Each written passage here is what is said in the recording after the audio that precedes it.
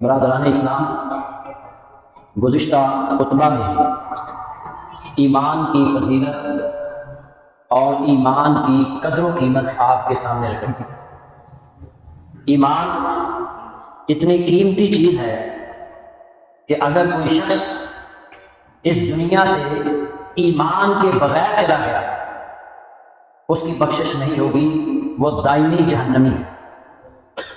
اور اگر کوئی بندہ اس دنیا سے ایمان کے ساتھ گیا اور ایمان اس میں رائی کے دانے سے بھی کم ہو، وہ جنت میں جائے گا۔ ایک وقت آئے گا اس کے گناہوں کی اس کی سزا جب پوری ہو جائے گی، اسے جہنم سے نکال کر جنت میں داخل کر دیا۔ ایمان اتنا قیمتی ہے کہ اللہ کے نبی صلی اللہ علیہ وسلم نے فرمایا، بخاری مسلم کی حدیث ہے، کہ جس کے دل میں ایک رائی کے دانے سے بھی کم، اس سے بھی کم ایمان ہوا، اللہ اسے جہنم میں رہنے نہیں دیتا۔ اتنا قیمتی ہے ایمان۔ اب جب یہ ایمان اتنا قیمتی ہے، دنیا اور آخرت کی کامیابی کا انحصار ایمان پر ہے، تو پھر ہمیں ایمان کے بارے میں جاننا چاہیے یہ کیا ہے، اس کے کتنے شعبے ہیں، اس کے کتنے ارکان ہیں۔ سب سے پہلے آپ جان لیں کہ ایمان کیا ہے۔ ایمان کہتے ہیں قول باللسان، زبان کا اقرار، زبان سے اقرار اور دل سے تصدیق اور اعضاء کا عمل، یہ تین چیزوں پر مشتمل ہے ایمان۔ زبان سے اقرار کرنا، دل سے تصدیق کرنا اور اعضاء سے عمل کرنا۔ اللہ رب العزت کی ربوبیت، اس کی الوہیت، اس کی اسماء و صفات کا زبان سے اقرار کرنے کے ساتھ ساتھ دل سے اس کی تصدیق بھی کرنا کہ اس کائنات کا خالق، مالک، رازق اللہ ہے اور عبادت کے لائق بھی صرف اللہ، اس کا کوئی شریک نہیں، وہ اسماء و صفات میں بھی یکتا اور منفرد ہے۔ اور ایمان یاد رکھیے گا، ایمان کی تعریف میں دل کے اعمال بھی شامل ہیں۔ اللہ تعالیٰ سے محبت کرنا یہ بھی ایمان ہے، اسی پر توکل کرنا، اسی کی طرف رجوع کرنا، اسی سے ڈرنا، یہ دل کے اعمال ہیں، یہ بھی ایمان ہے۔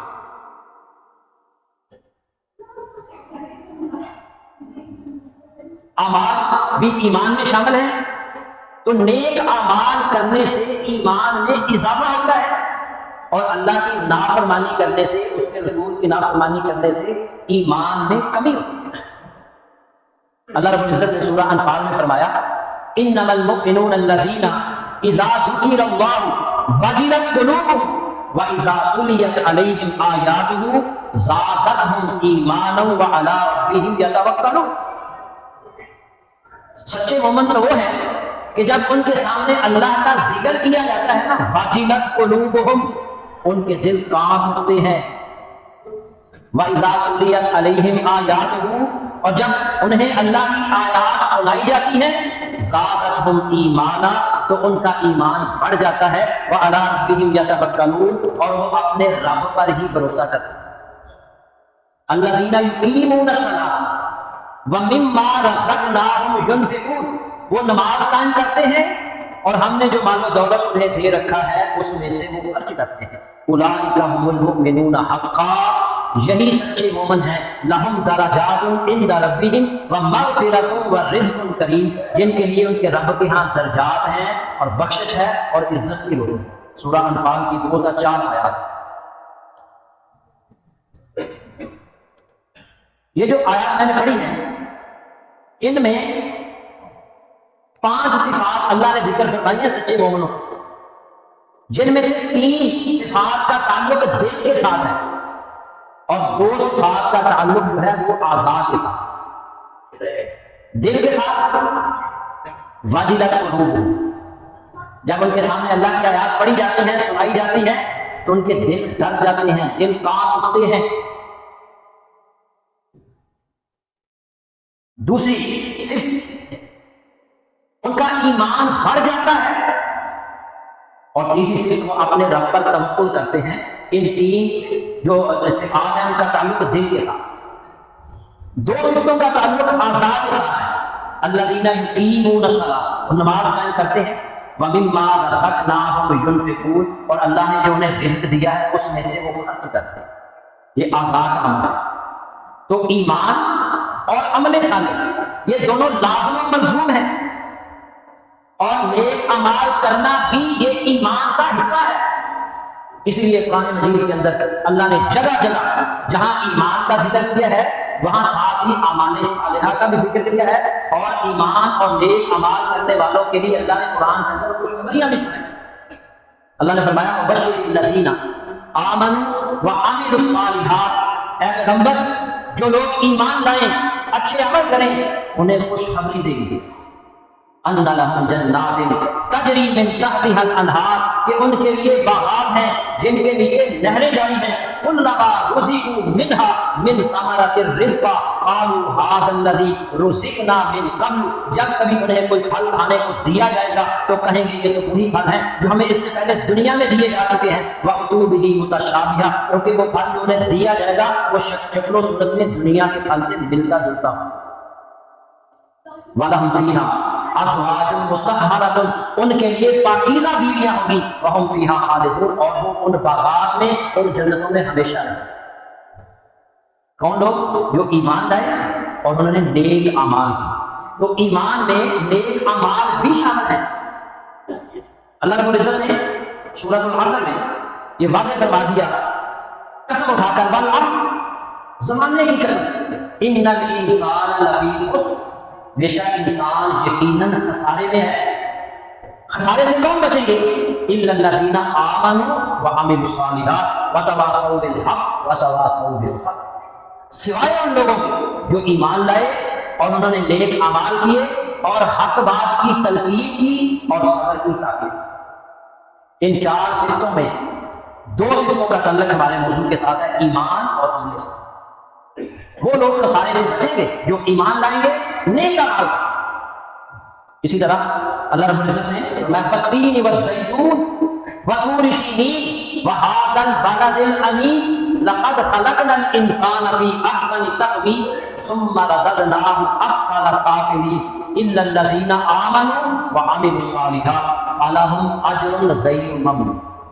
اللہ نے قسمیں اٹھائی ہیں، انجیل کی قسم، زیتون کی قسم، طور سینین کی قسم، اور اس امن والے شہر مکہ کی قسم، لقد خلقنا الانسان فی احسن تقویم، بلا شبہ یقیناً ہم نے انسان کو بہترین ساخت میں پیدا فرمایا، ثم رددناہ اسفل سافلین، پھر ہم نے اسے ادنا ترین مخلوق کے درجہ میں لوٹا دیا۔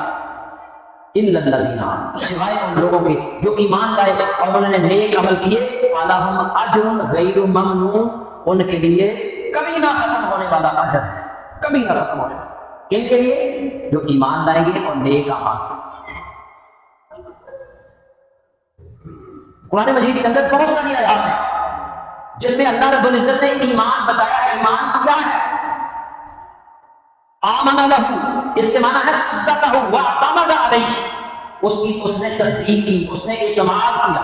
یعنی ایمان کا معنی تصدیق کرنا، ایمان کا معنی اعتماد کرنا، اور آمن بھی کے معنی ہے ایقن بھی، ایمان کا معنی ہے یقین کرنا، یقین کرنا، اعتماد کرنا، تصدیق کرنا، یہ بھی ایمان ہے۔ انما المؤمنون الذین آمنوا باللہ ورسولہ ثم لم یرتابوا، سورہ حجرات میں اللہ نے فرمایا مومن تو حقیقت میں وہ لوگ ہیں جو اللہ اور اس کے رسول پر ایمان لائے، ثم لم یرتابوا، پھر وہ شک میں نہ پڑے۔ یہ ہے ایمان کہ جب اللہ اور اس کے رسول کی بات آ گئی، اللہ اس کے رسول کا حکم آ گیا، ان کا فرمان آ گیا، تو پھر ان کے دل کے اندر ذرا سا بھی شک پیدا نہیں ہوتا۔ وہ بات عقل میں آئے یا نہ آئے، جب یہ پتہ چل گیا کہ یہ اللہ کی طرف سے ہے، یہ اس کے رسول کا فرمان ہے، تو پھر وہ ایمان اس پر یقین کرواتا ہے کہ یہ بالکل صحیح بات۔ اس کی بہترین مثال، جب نبی صلی اللہ علیہ وسلم معراج پر گئے اور معراج سے واپس آئے تو آپ نے مکہ والوں کے سامنے یہ بات رکھی کہ میں راتوں رات مسجد اقصیٰ گیا اور پھر ساتوں آسمانوں کی سیر کی اور پھر جنت کا کو دیکھا، جہنم کا مشاہدہ کیا، اور پھر میں راتوں رات واپس آ گیا۔ تو مشرکین مکہ وہ کہنے لگے کہ ہم تو پہلے ہی کہتے تھے نا کہ یہ مجنون ہے، دیوانہ ہے، دیوانوں راوی جیسی باتیں کر رہا ہے، نعوذ باللہ. اور وہ کہنے لگے یہ بات ایسی ہے کہ اس کی تصدیق تو ابو بکر صدیق بھی نہیں کریں گے. یہ بات مکہ والے جانتے تھے کہ سیدنا ابو بکر صدیق وہ شخصیت ہے جو اللہ کے نبی کی زبان سے بات نکلتی ہے سب سے پہلے وہ اس کی تصدیق. وہ کہتے ہیں ابو بکر اس بات کو ماننے گئے جو ہر بات تسلیم کرتا ہے. چنانچہ مشرکین مکہ سیدنا ابو بکر صدیق کو تلاش کرتے کرتے ان تک پہنچ جاتے ہیں اور کہتے ہیں ابو بکر تو سنا تم نے؟ وہ کہتے ہیں کیا؟ وہ کہتے ہیں پہلے کہنے لگے بتاؤ کوئی بندہ راتوں رات بیت المقدس جا سکتا ہے، مسجد اقصی، اور پھر آسمانوں کی سیر کر کے راتوں رات واپس آ سکتا ہے؟ وہ کہنے لگے نہیں یہ تو ممکن نہیں. وہ کہنے لگے محمد کہہ رہے ہیں صلی اللہ علیہ وسلم، محمد صلی اللہ علیہ وسلم کہہ رہے ہیں میں راتوں رات مسجد اقصی گیا، آسمانوں کی سیر کی، رات میں ہی واپس آ گیا. ابو بکر صدیق کہتے ہیں اور کیا تم نے خود سنا ہے یا کسی سے سنی سنائی بات کر رہے ہو؟ وہ کہنے لگے اپنی کانوں سے خود سنا ہے کہ محمد صلی اللہ علیہ وسلم یہ کہہ رہے ہیں. ابو بکر کہنے لگے اگر محمد نے یہ بات کی ہے تو بالکل صحیح بات. یہ ہے ایمان، اسے کہتے ہیں ایمان. بات عقل میں آئے یا نہ آئے، دل سے تسلیم کرے یا نہ کرے، جب یہ پتہ چل گیا کہ محمد صلی اللہ علیہ وسلم یہ کہہ رہے ہیں پھر اس بات پر یقین کرنا، اس بات میں کسی بھی قسم کا کوئی شک نہ کرنا، اسے ایمان ہے.